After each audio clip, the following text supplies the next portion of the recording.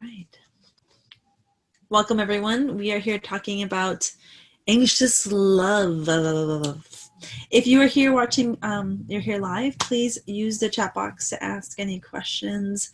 And otherwise, we will just kind of continue. We'll start here, continue. We'll start. We have here Karloz Taboada, who is our anxious person in residence. And Yes, my third year residence. I am not I don't consider myself an anxious person. I have anxiety sometimes, but if you're following with the attachment styles in relationships, I would probably lean more towards the avoidance, and then Carlos would lean more towards anxious style. So, and what does it mean? So when I ask the question, do you feel anxious in love? What does that mean? Can you describe a little bit about that experience? Maybe either personal experience or general. Anxious in love, yes, thank you, takes on many forms. There's the common one, it's a more general form of anxiousness in love where it's called anxious preoccupied, and it's a relationship style where your relationship with someone starts out really smoothly, especially if you're a charmer to begin with. But then there's a style that kicks in that slowly makes you anxious of what your partner is doing when they're not with you. It's a form of suspicion. And you become anxious, preoccupied. In other words, the preoccupied has to do with when they're away from you, the second they leave you, you're preoccupied with what they're doing, what they're thinking. That's a big one. What's important to know is that in all of these relationship variations of anxious, preoccupied relationship style, these are all thoughts that you've lost control of. They are what creates anxiety in you, and they started when you were a child. A lot of it was in infancy, and our parents did that to us. And they didn't do it maliciously. It's just that that was the way they were raised. Anyway, there's a whole history to that. But the anxious love, the most common one is when you're anxious when you're not around your partner because you don't know what they're doing. And your brain starts to form thoughts of, is this the minute or the second that they're falling out of love with me for some reason? Have they met someone at the grocery store that right now they like more than they like me? And it's a way of being clingy. You want to be clingy to this person because, and of course it goes back to the childhood, something was missing that you needed to feel secure as an infant. And it could have been a lot of things. And it usually goes on for a while because our parents, they don't have a good grasp on this yet. They're anxious. And that's the most common type. There's others that, but they're not that common. So there was a kind of a comment that was given in the chat box. Is it like obsession? Obsession with someone? No, it's not like that. It's more like you're seeking something from this person that, oddly enough, you're not going to get. And you almost know that, but you continuously seek it from them because it's something you didn't get in your childhood. Obsession, I believe, is something else. I didn't actually study that, but it's more like I'm obsessed with this person. They're all I think about. I have pictures up of them, that whole thing. Could you have an obsession with somebody because you're anxious? I guess you could. I guess you could tie them together somehow. But eventually, the anxious attachment, if it continues, the other person will grow so resentful that the thing that an anxious attachment person is fearful of, the relationship ending, they actually create it. They create an ending because the other person's like, I can't take all of these things that you're doing. So the thing about anxiety, my sense is that it's so common, we kind of expect it. Lots of movies show anxiety, show like romantic, and you'll like do anything and everything for the person you're in love with. Songs talk about the same, like very almost heroic, like I will make sure that we stay together. Tell us a little bit about what you notice in like media, Hollywood, music that kind of makes this the normal in relationships. It's almost like this is what's to be expected in love, to have this very life need you. You are my everything. Well, to understand, let me explain that there are 3 types of relationship styles. It's actually 4 in there, but the 4th one is so uncommon. The first one is secure relationship style, which is what, according to studies, 40% of the population has secure relationship styles. They're okay in their relationship. Those are the relationship styles that movies are made out of. They're in love with somebody. They want to get them something. Oh, I found you. It's so awesome. It's love. What was that, 40%? 30% of us, and here's me in there, are anxious, preoccupied attachment. Anxious. Love starts out cleanly, but you want to get in a relationship quickly because you're trying to fill, and then you become the whole time. And that's 30%. The other 30% is avoidant anxious, or avoidant attachment, which is a person who is very skillful at being able to make their partner think, and in my case, I would be the anxious one.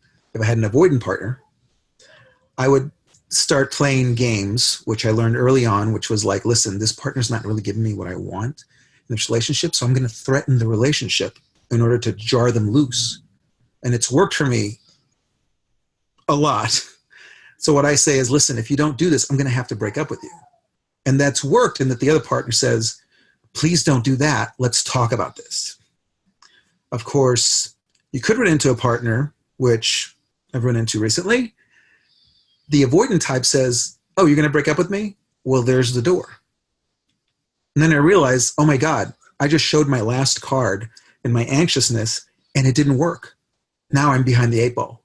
I've lost all my power. And it doesn't, on the avoidance side, they just said, hey, do what you're going to do. I don't care. But they actually do care. They're just very skillful at making you think, I want nothing to do with you. So then if those 2 people are together and they never do anything about their styles, it becomes a peak and valley thing. These 2 people can stay together for 5 years, 10 years. They can stay together in a relationship for life. But what they're going to do is they're going to go up and down. We're having this honeymoon phase, 2.5, 3 weeks, great. Then we have this fighting phase, same thing. Then we go up. There's always a threat of breakups and stuff, but they never leave each other. They can do that up and down, up and down, up and down. What you want to do is these styles, these 2 styles at the end, the anxious one, anxious love, and the avoidant, they can actually be changed. It has to do with your brain, the pattern that it's gotten used to. You have to start working on some exercises that will eventually take you out of that path, create new neurons, and take you into a positive path where you actually value yourself. And when you start to value yourself, you can value your partner. We'll go back to that first. Right. So my question for you was, yeah, what was the how question? normal, I mean, this is pretty typically, like, it's discussed in like media and music and movies. We see like examples of like this very anxiousness that like goes out and like will do anything to save the love, to rescue the relationship. Like, but like, how do you differentiate that and what's healthy? I don't know. In the media, I think they mix it up pretty well. I haven't seen in the media, except if they're really making a point to push it out there, to focus on it. I haven't seen that anxious attachment. I've seen people are so in love that they'll go miles and miles to be with that one, and then we have a happy ending.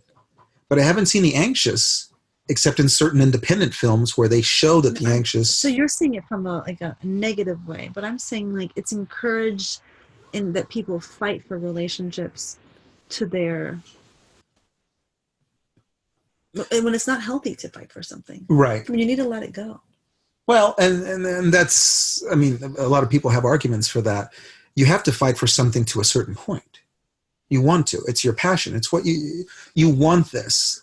But there is a certain point where people have to say, well, I love you, you love me, but this is very toxic and we're not getting anywhere with this. We're not happy. So let's say 2 people are in a relationship. One decides, I don't want to be in this relationship anymore. This isn't working for me, and says goodbye.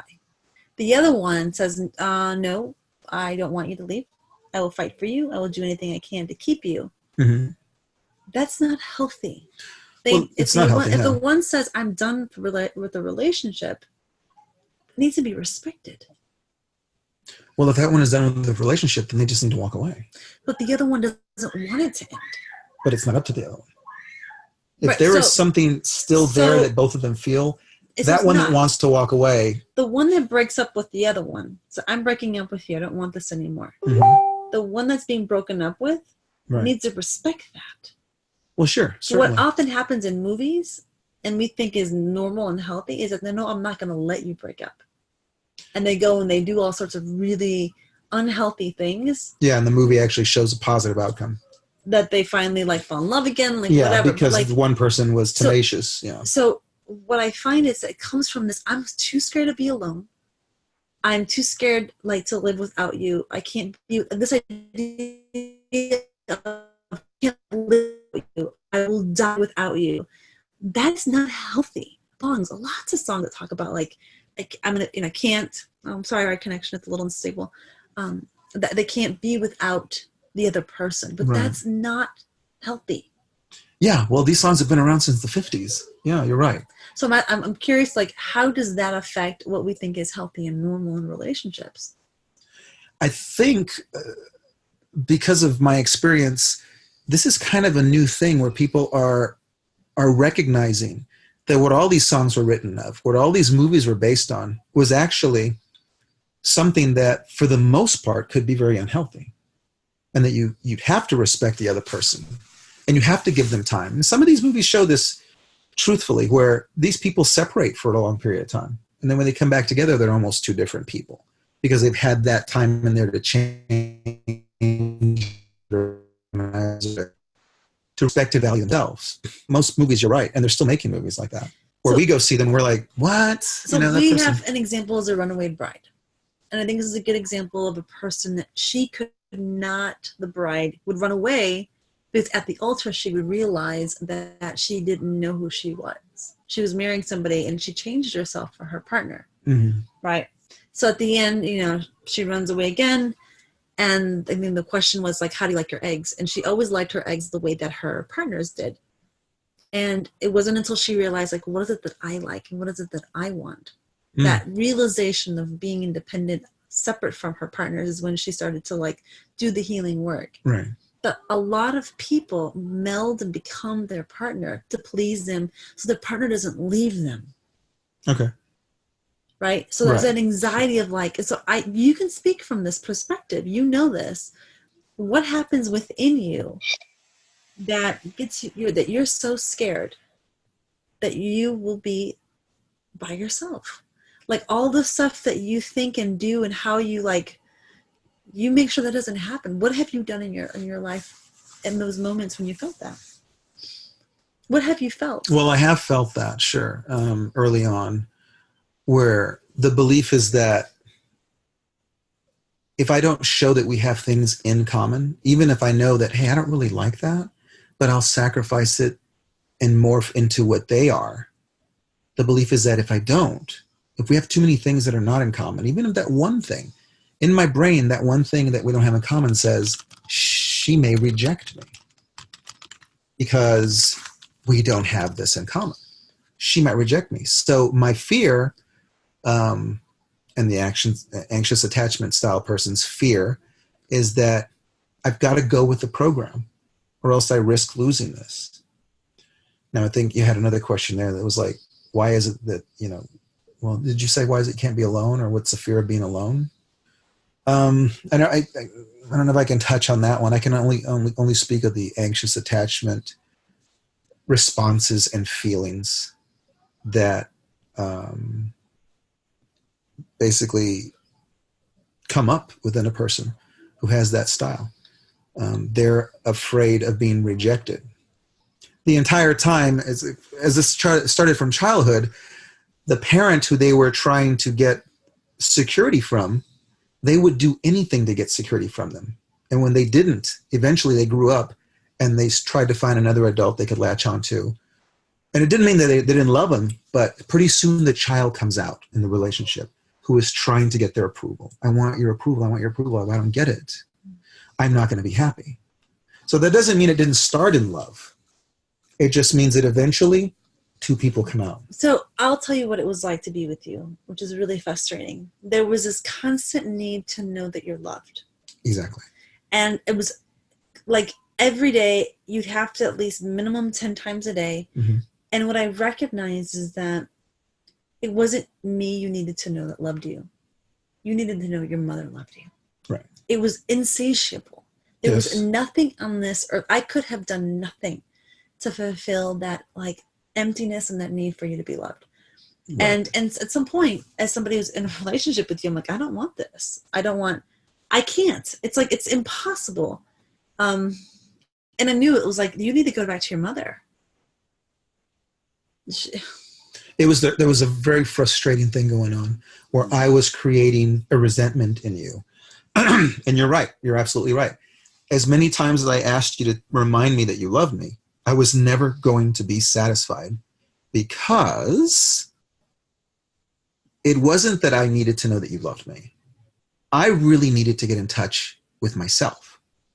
I needed to turn that mirror around. Right. No one else. I mean, I looked at myself and I didn't value myself at all. I had no value except the value that you put on me. So I was always like, you love me, right? Okay, that value is very important to me. But then within an hour, you would need it again. Within an hour, I think it was like 15 minutes. Like it was constant. And then there's these covert things I would do, which anxious attachment people do, which is they will find new ways to make their partner say, I need you, or I love you, or I want to be with you forever. It's not just a straight out, hey, I love you, return it, you know? It's always like, the story, remember that when we did that? Man, that was great. I mean, didn't you love that? And you get all these yeses out of them, almost like a salesperson. And it makes you feel good, the anxious attachment person. For like 10 seconds, then you're back. So I'm still working on myself, but I've done a lot of work. And I don't know, I guess you can speak to that on how it's manifested itself so far and how it's a lot more positive. And it's a work in progress. There's recovery for this. There is.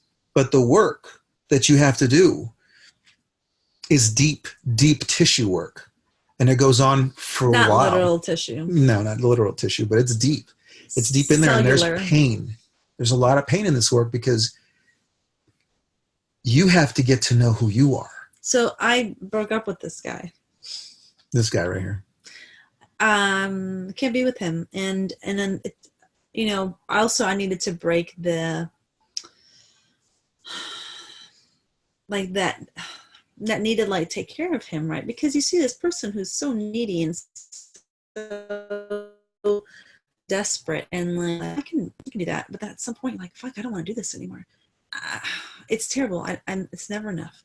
And so leaving him alone, like saying, you need to take care of yourself. I'm not going to enable you anymore. It entered into codependency.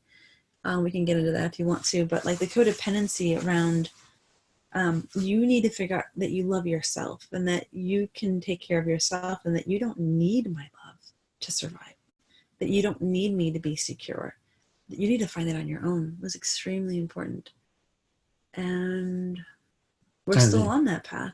And you weren't very nice about it at the beginning. Oh no. At all. But you can't be nice about it because that you don't get to grow that way. Yes. If she was at all nice about it, that would have been the crumbs of bread that I would need to keep going. So when she started doing this and she basically said, no, you're out. I'll be here. I'll be close by, but you're no longer going to get all these I love yous, frivolous I love yous. You're no longer going to get these things that I know you need because it feeds the monster. We called it the monster. You need to find out who you are. And for the first week, I hated who I was. I didn't even want to talk to myself. I was in my house by myself. And then after the second week, I was there by myself, but I got to know who I was. And it's a long process. And that might be another one of these webinars. But I had to figure out who I was. And I had to trust me, which is a real hard thing to do. I had to become secure in myself. And on top of that, it was killing me to see what it was doing to her. We didn't see each other that much at all. At all. I didn't want to see him. Yeah. And she would tell me that, because Janet is very good at this stuff. And subsequently, that whole month and a half of my torture I was deep into reading everything that had to do with codependence, which turned into the specific anxious, preoccupied attachment. Watching all the videos I could on it, doing the work, making a list of things I had to work on every week, concentrating on certain things. So I like to go back to what it looks like to be anxious in a relationship and the kind of things that you would put on me and on yourself to just, in the breadcrumbs, just to keep you going. Do you remember the things? Yes. And a lot of you out there will recognize these things as you actually hear that other couples that you know, probably from one of the partners in this couple, that this is happening to them. And this is what I did. It has to do with my partner's always asking to check my texts. My partner's always asking little things like, hey, when you get to a certain place, can you call me or text me just to let me know you're safe? You do 10 of those things, you ask your partner to do 10 of those things and they agree, you've got the hook in them as an anxious attachment. When they start doing 20 or 30 things, they start to lose themselves and who they are, but you have the security that you want because you need to know where they are, what they're thinking, who they're talking to. A lot of control. It's control. So it's complete control. If you know somebody who's in a controlled relationship that's controlling and manipulating, often that person is extremely insecure. They're so afraid of their partner leaving. So they have to keep them and do everything possible to make sure that they stay in the relationship. And that is, there's no freedom, right? Again, ideally, we want to create relationships where there's a lot of freedom, where you can be yourself. You can ask for what you want. You can just, it's free. It feels good. These relationships don't often feel good, or there's a lot of highs and lows. And so, you think of emotionally abusive relationships where someone might say, well, it's really great a lot of the time, but there are these moments when things aren't great. And again, it comes from this anxiety to keep that person. We had a comment come in. I like to read it. Again, go to the chat box if you'd like to say something, make a story, write your story, ask a question. Here's a comment. My ex cheated on me. She even moved her boyfriend into our house. So when I went to file for divorce, she did a 180 and was doing everything she could to get me to stay. I was so scared of being alone that I almost stayed. What do I have to say about that? Wow. Well, I have to compliment you on not staying. If you didn't, you almost stayed. And the reason that you almost stayed was because you were afraid of being alone. That has nothing to do with what you felt for this partner. For being, loving you her. Just didn't want to be alone. So you did some tough stuff there. And that took a lot. As far as cheating, I don't do the cheating thing, of course. We're not monogamous. Yeah. Sorry about the connection thing again. But what you did was awesome. You actually, and I you know what? It took a lot of courage. You were probably really afraid to do that. And again, I have to commend you on that. That's good. So again, there's this anxiety around don't leave me, even though I've been a shitty person. Mm-hmm. And so they'll do anything because they're so afraid of losing you. And it's so hard because suddenly as a person, the recipient, I'm guessing this person that commented, we start seeing the good side. And we're like, well, they're good people. They're trying, they're going to therapy. We have this compassion. Our hearts are so open and big. We want them to get better because we want to be with them. But sometimes it's a big ruse. What is it? A ruse? It's not real. They're only doing it to keep. It feels super manipulative. Once you see the pattern, you're like, wait a second. I've been here before. And that's it's really hard to break that relationship because if you're like anything like me, you're a believer. You're like, well, they're getting better. This is good. I want to support that, It's so hard to leave. It's at this point, I think I can recognize when somebody's actually getting better. And like I said, you can do work behind this and rearrange what's going on in your head. People who are anxious attachment or avoidant attachment, they're not sick people. A lot of people say, well, he was just really sick or she was really sick and that's why she did this. They're not sick. They just have a behavior attachment. Their behavior in relationships doesn't work. It doesn't work. And what it's doing is it's damaging the partner also. So we can have some compassion. Right. These people want to be loved. They want to know that, again, imagine a young child, an infant who's born, who just is like, feels so secure, knows that their parent loves them, holds them, they're safe. If a child does not have the security and safety, as infants, as young children, they will seek for the rest of their life to find that. Mm-hmm. Simple. And unfortunately, as you get older, you become very manipulative. You figure out how to keep people, and hiding that part of yourself while keeping them close. And you'll say anything, and you'll do anything, and it can be really violent to that person, to other people, emotionally violent. You will learn how to keep people, but the relationship will go sour. You may not break up, but suddenly this relationship it's missing a wheel, and you can feel it. You're together, but your partner's afraid of you. Somehow when you get home from work or whatever, they already know that they shouldn't do this, and they have this anxiety. You created that in them. Anxious attachment people are okay with creating that in them because that means that they're secure. My partner will never do that because they're afraid of me. That makes me secure. When your relationship is based on fear, that's not a relationship. That is not love. Yeah. When you are afraid of your partner, know that love cannot exist where fear exists. It just can't, and that's really hard to see. We had an additional comment to the story we discussed.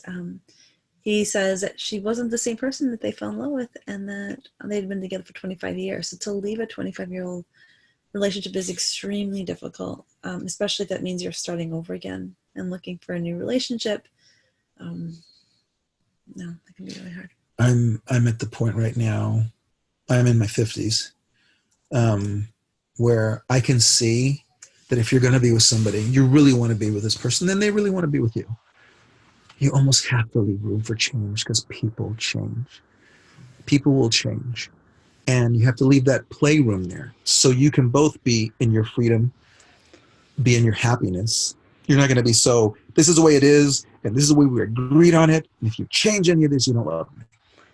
So we met a couple. We didn't plan this. See if you remember them. They came over to our house, and the one guy, he was very anxious, and he was with a female that was very free. She wanted to make out with other women. He wanted to play, and so they were exploring non-monogamy. And hey, Drew. And so there was this, like, he wanted to give her space to explore, and so he agreed. He said, yep, okay. But then the way that she chose to do it wasn't according to what he wanted. It wasn't exactly like he wanted it, and he freaked out. Do you remember this? I vaguely remember this. Yeah. And so, like, he needed to be in control of how they were opening. And remember, like, it wasn't that big of a deal, but like for him it was, if she doesn't do it exactly like he says, then it wasn't gonna, it was creating that anxious feeling for him. So we have Drew is a newbie. He raises his hand.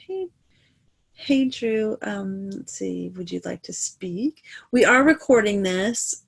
We can stop the recording at any time. I can pause it. If you have a question that you'd like to speak and you do not want to be recorded, I can pause the recording and have you ask the question. Otherwise, yes, Drew has a question. Please ask. Or was that a mistake? Were you not raising your hand, Drew? Oh, no, I'm sorry. Were you raising your hand? No, I was trying to figure this thing out, this Zoom thing. I'm sorry. Lower your hand. You can raise your hand, and I'll mute Drew as well. Any questions? I mean, I'd love for y'all to share a little bit about yourself. I don't mind, again, pausing the recording if that is what you need. We can continue. Have any of you felt anxiousness in your relationships? And does our explanation sound like that's what it might have been? I find that a lot of us don't want to be alone. We're really scared of rejection. We're really scared of investing in something and then it ending. I mean, I don't think anybody likes that. None of us enter relationships thinking, oh yeah, I hope we break up. And so there's already that anxiety, right? Like of like, I don't want this to end. And yet we're not well equipped. Like we don't have good tools for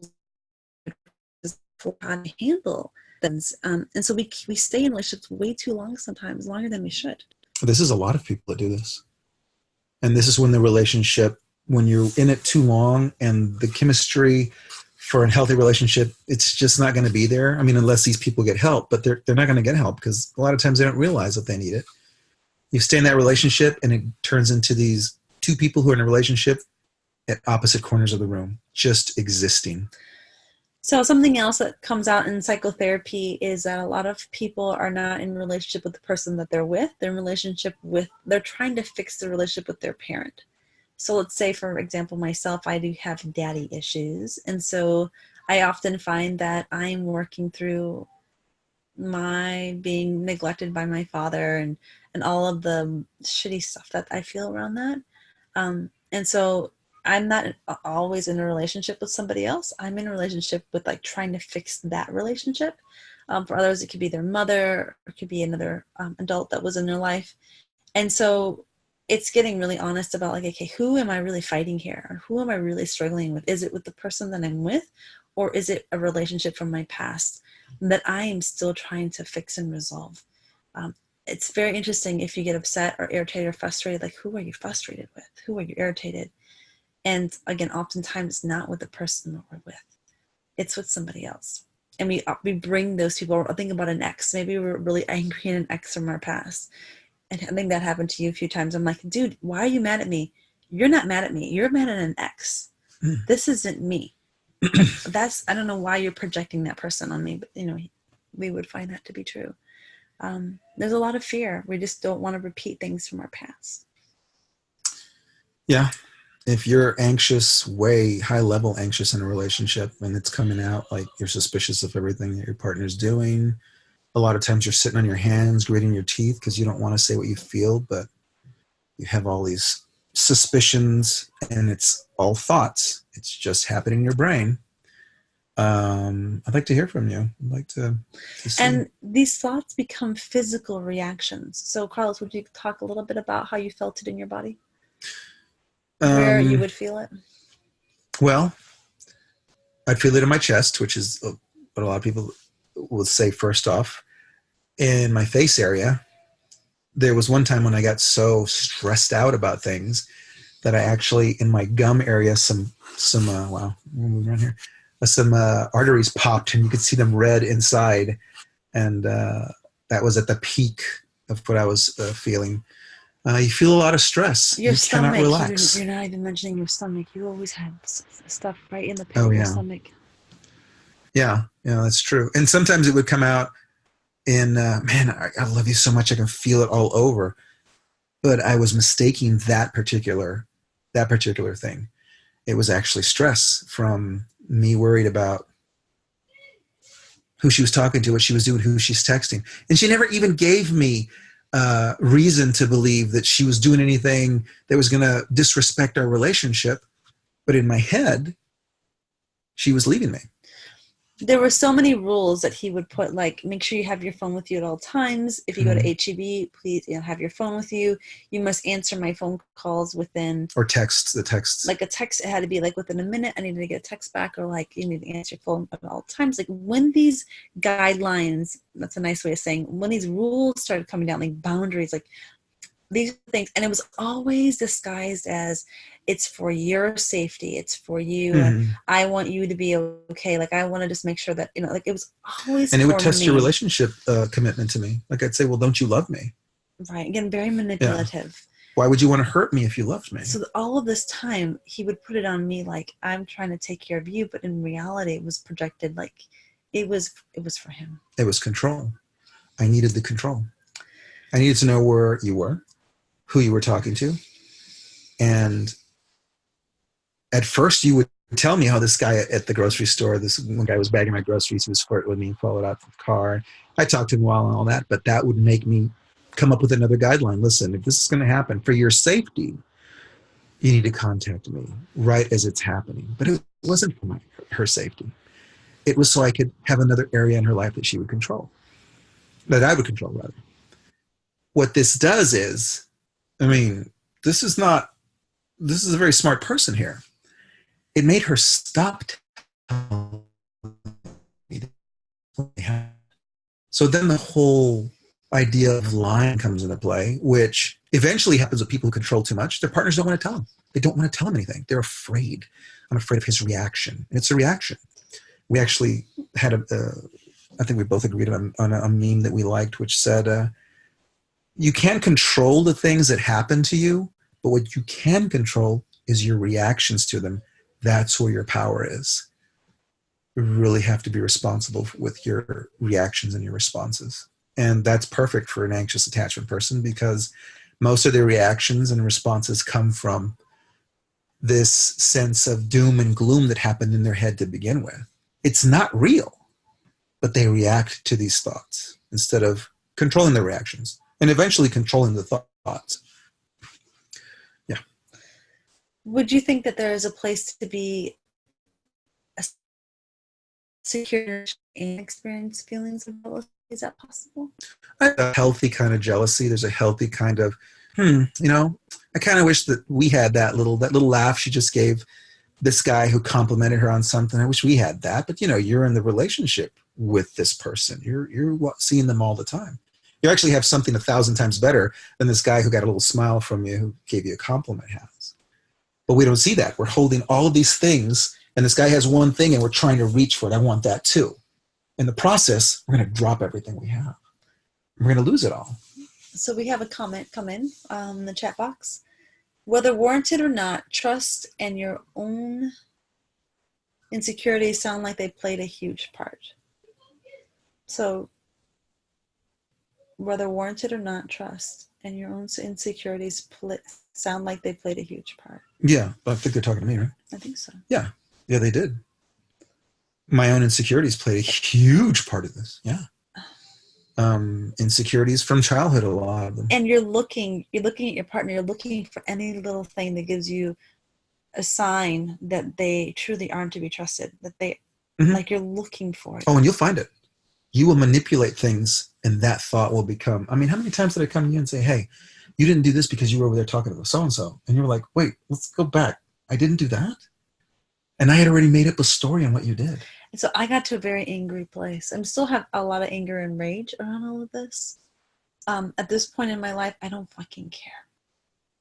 I don't care how you feel. I don't care what you're going through. Like, I've had to completely disassociate from your inner experience. And luckily, Karloz has a support team.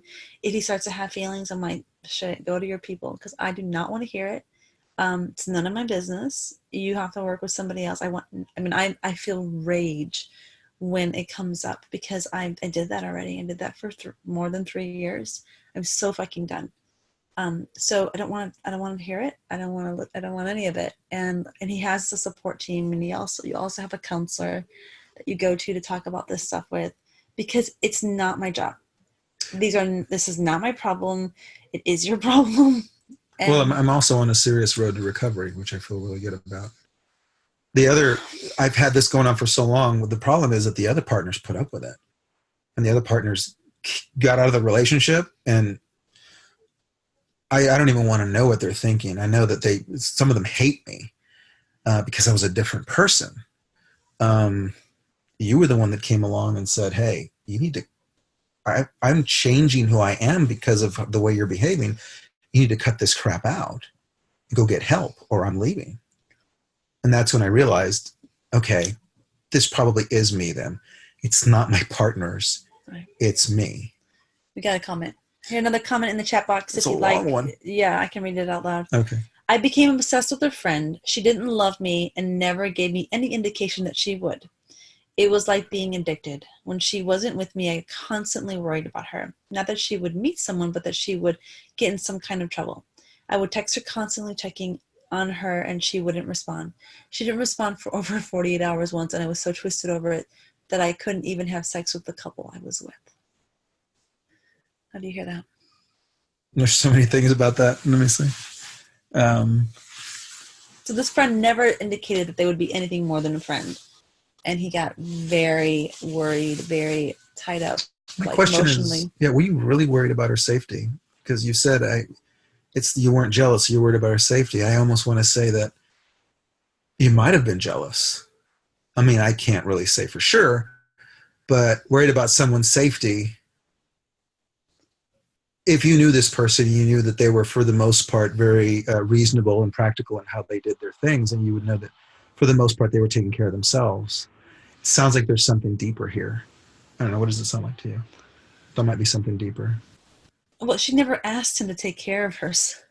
Right. Like, the question would be more like, did she ask you to worry about that? Is it something that she needed or wanted? And often people give things that it's not wanted. And it's a little bit, I think a little bit crossing boundaries, can be a little arrogant to think that that's what is needed. And so, yeah, I would be like, leave me alone. I got this. I got my life. Again, if this person is engaging in risky behavior, that is still their choice and it's still their life. Yeah. If you're going to be a supportive friend, you can say like, how can I support you? But that's about it. If I say, well, you don't call. And it's, again, you need to check in with yourself about like, what is it about me that I feel like it's my job to do something that hasn't been asked of me? Right. Yeah. It's hard. Because I think we do love people, but love is often thought of as like, I have to be over this person. I have to control them, or like I have to take care of them. And that isn't always love. Yeah. It's almost a way of grooming when you tell somebody, hey, I'm going to take care of you. I'm going to be there for you. There's more. Another comment came in.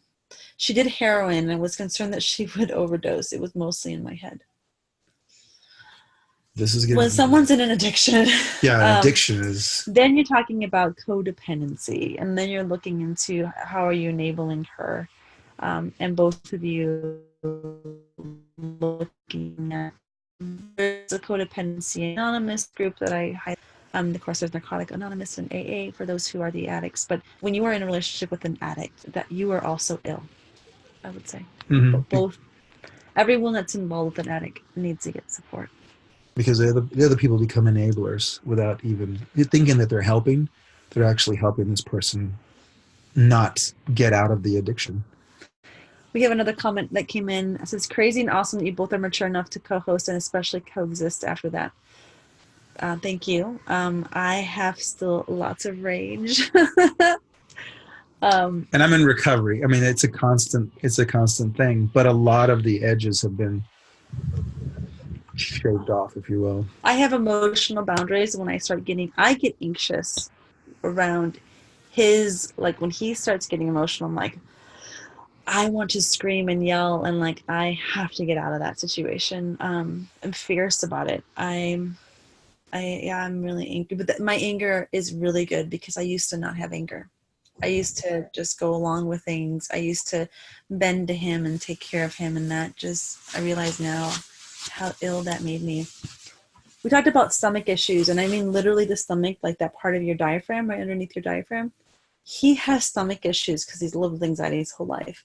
I started to develop like that same like burping, like reflux, like all this. I'm like, this isn't me. Big time indigestion kind of. And so I look at physical symptoms in your body. Like if you start noticing like you get stomach cramps or like your stomach, like acid reflux or burping or low stomach acid, or, any kind of like stomach issues, it starts to manifest in other places in your body. Maybe like lower back issues, like neck pain. Oh my gosh, neck, and like all of that. Your sleep pattern starts to go weird. Mine did. You just like even noticed that, he would watch movies and shows. You told me this morning, like he would go to sleep watching shows because that was the only way you could calm your anxiety. Calm the anxiety, and eventually my sleep would went out. The anxiety didn't go away. I just so exhausted that the iPhone would just fall on my face, and I would eventually go to sleep after 3 of those falls. But now I just sleep, and it's a great feeling. It's just a really great feeling. I've done a lot of work, and it's not easy work, and I've got a lot more work to go. But I don't want to be that person anymore.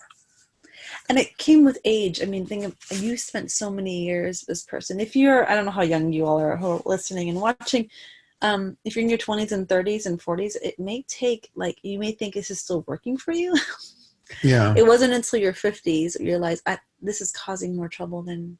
Yeah. When I turned the mirror around and I stopped saying, well, this is what was wrong with that partner, and this partner didn't do this. And then I got a partner who has her shit together, who told me, listen, this is you. And I'm like, what? Could it be? And then it opened my eyes to it.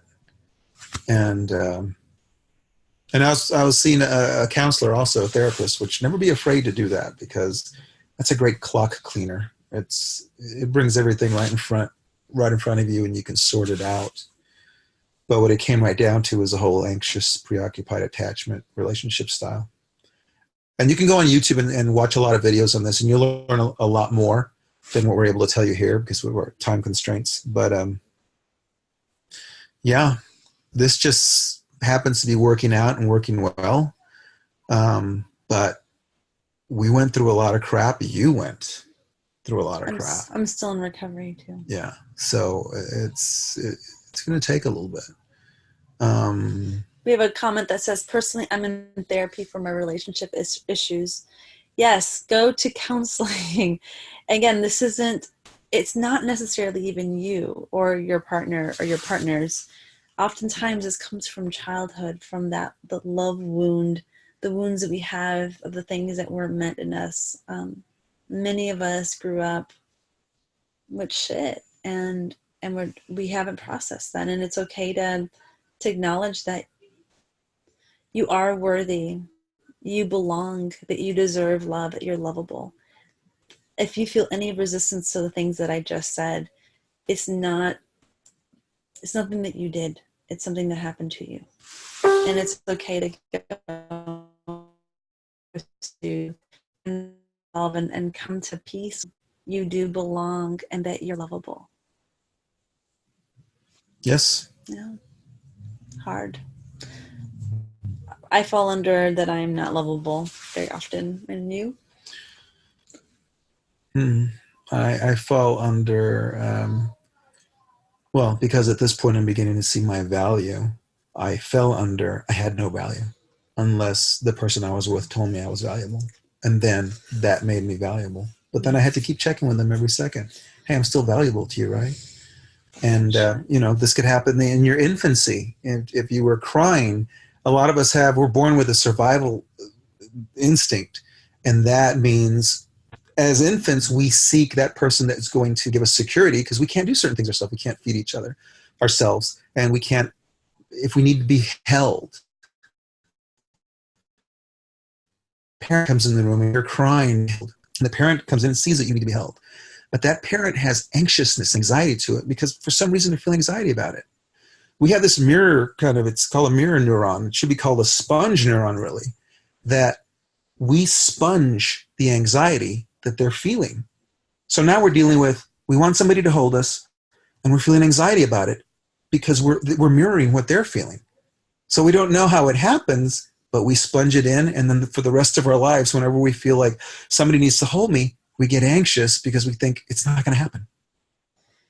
We have a comment that came in that says, trust issues are very common because of social media, but communication is a big deal in a relationship and another. Comment about, if you're in a bad relationship, leave. Why stay? We have a saying in Spanish, why stay with bad company? Better to be alone.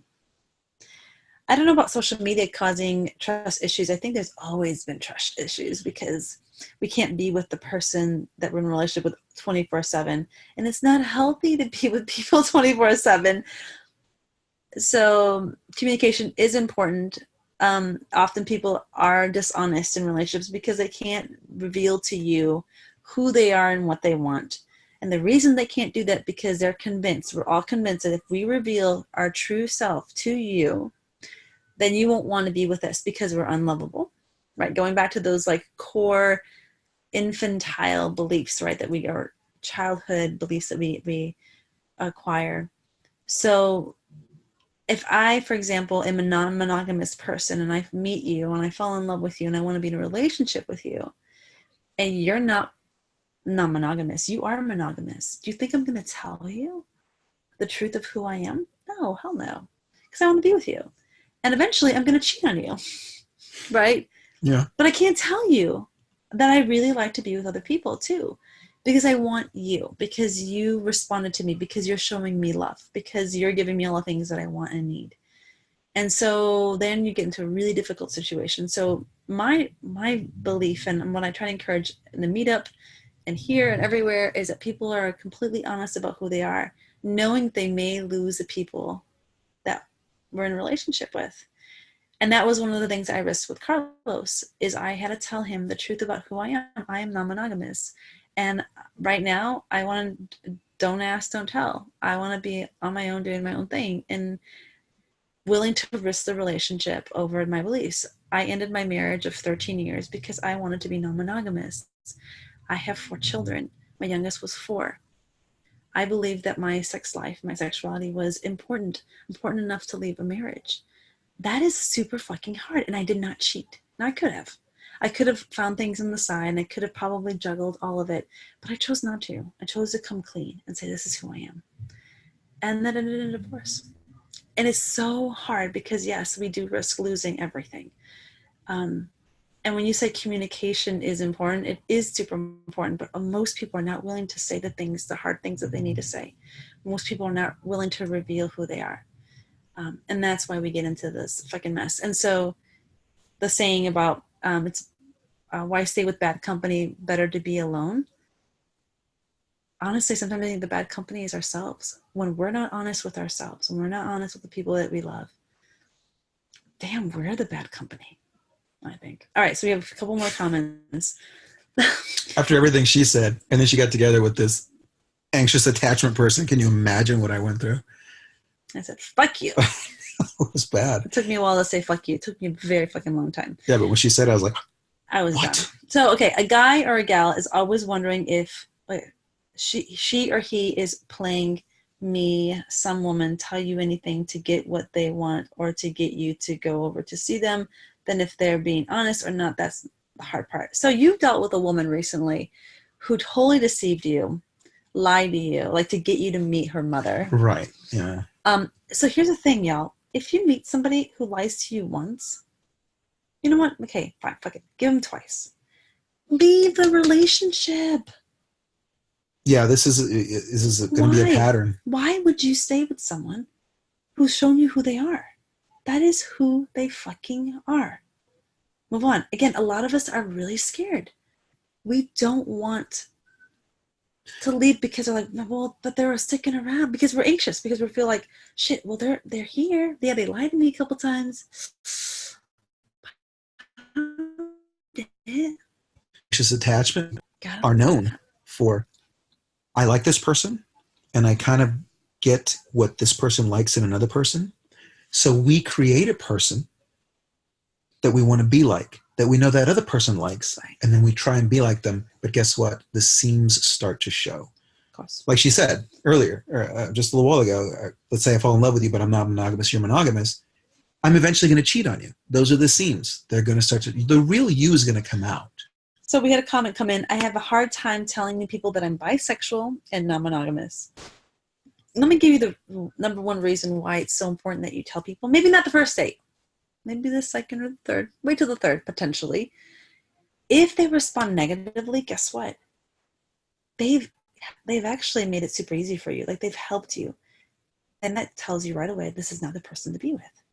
You move on. Have enough self-worth to recognize that it's better to be with somebody who accepts you and loves you as you are than to be with somebody who doesn't. God, we feel this scarcity, like, well, there's only this one person in all the world that can love me, so I better not tell them who I am because this one's showing that they love me. Like, it's not worth it. Go ahead if you want to say something. I think that the phrase you just said, tell them who you are, and if it's not meant to be, then you move on. I think we should add to that, because then you move on. For me, it has this negative connotation. I think then you move on to find the person who you're supposed to be with. Or who would accept that part of you. Yes, it's not going to be judging that part. If that person judges you on the basis of what you just told them, then they've done you a huge favor and they've saved you a lot of time. It saved you so much time and money. So much time. okay, for me, the sooner I tell somebody who I am, the sooner I know, thank you. You've saved me time. I'm not investing in this any longer. I'm fucking moving on. Thank God. Like, I'll take the meal and the free drink. Sure. there are some people out there that have herpes, for example, to bring it down to like sex stuff. And they'll tell people from the get-go, like, I have herpes. So you can want me or not. And like right away, they go, oh, fucking, I don't want that. They leave. Or they're like, you know what? Okay, cool. We can work around that. You've just learned how intelligent that person is, like how open and accepting. That's the kind of people you want to be with. We have another 5 minutes left, just so as to give you an FYI. Wow, we've gone through this quick. We really have. I'm thirsty. So again, letting people know who you are sooner than later can just, gosh, save so much time and money and energy, and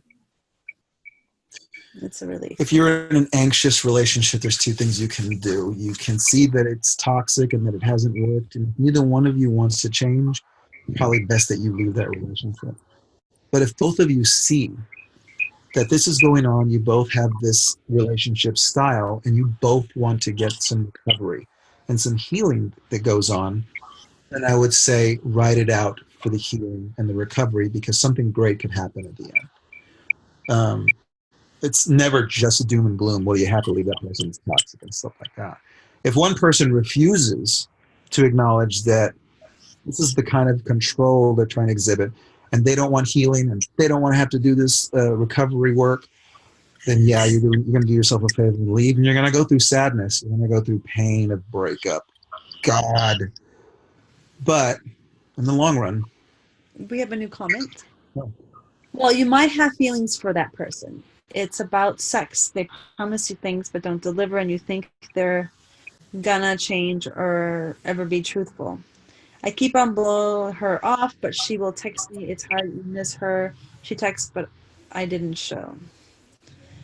Okay, so there's some when y'all write in these incomplete sentences without punctuation, it's a little difficult. Slow down a little bit. Okay, so there's something about having feelings. Feelings, man, fuck y'all up. Yeah. What's a new way to say it? Oh, and then I caught feelings. Like it's a disease or a virus. It is a virus in some ways. So take a deep breath. What have you fallen in love with? What are you having feelings about? Is it really that person, or is it the experience? Do you really love and have feelings for the person, or for what's happening within you? Like, it's chemicals. Not to be completely trusted. It's called new relationship energy. It will fade. It will go away. So you still need to keep this really present. You need to keep it connected. But just know that the feelings are there for your pleasure, for your interest, for your excitement. And then think about what's working for you. And it's hard. It's hard to separate. But know that the feelings are there for you, for your experience. It's not the person. I do not believe feelings about the person. Because you really don't. It's not really them. I don't think it is. Well, yeah. When it's early on, I don't know. Yeah. If you've been with a person for years, I think it's a little bit different. All right, so here's the next comment about the same situation. I think because I'm in my 50s and she's in her 20s, the age and beauty. Oh. So that's what's happening here. I would say it's this person is showing you your youthfulness, is becoming alive, that part of you that's been lost, potentially midlife crisis, but you're feeling like what it's like to again be young again. That is super attractive. And